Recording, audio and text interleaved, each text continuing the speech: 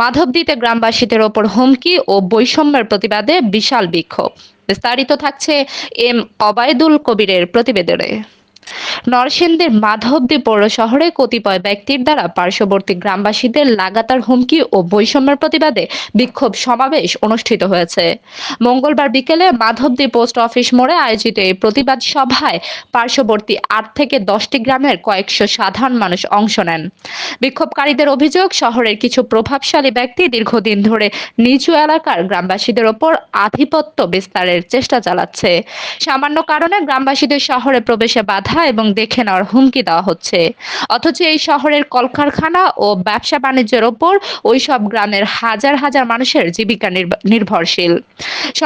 সমাবেশে বক্তারা একে সামাজিক ও পেশাগত বৈষম্য উল্লেখ করে অবিলম্বে এই জুলুম বন্ধের দাবি জানান।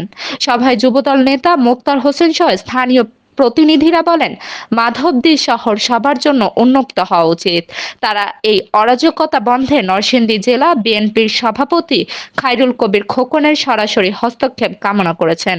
গ্রামবাসীদের দাবি, দ্রুত এই ভ্রাতৃঘাতী পরিবেশের অবসান না ঘটলে সাধারণ মানুষের জানমালের নিরাপত্তা আরো বিঘ্নিত হবে।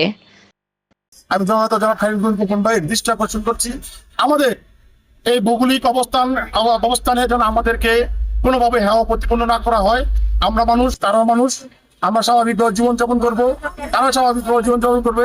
মাধবদী যত আমাদের সম্মানিত নেতৃবৃন্দ আছে তাদেরকে অবশ্যই আমরা সম্মান জানাই। প্রতিটা ইউনিয়নে সাধারণ গ্রামে একটা কাঠালিয়া থেকে ধরে আমাদের নোলাপুর থেকে আমাদের পার্শ্ববর্তী যে পাইকার স্তর, তারপর হচ্ছে চন্দ্রপতি বসেছিল, প্রতিটা ইউনিয়নে মাধবদী নেতৃবৃন্দদেরকে যথাযথভাবে সম্মান করে।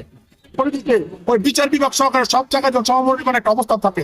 মাধবদী বুঝি না, খিলগাঁও বুঝি না, চন্দ্রপতি আটপড়িকে বুঝি না, যাদের জ্ঞান ভিত্তি আছে, যাদের অবস্থান সামাজিক ব্যবস্থা, তাদেরকে সম্মান দেওয়া হয়।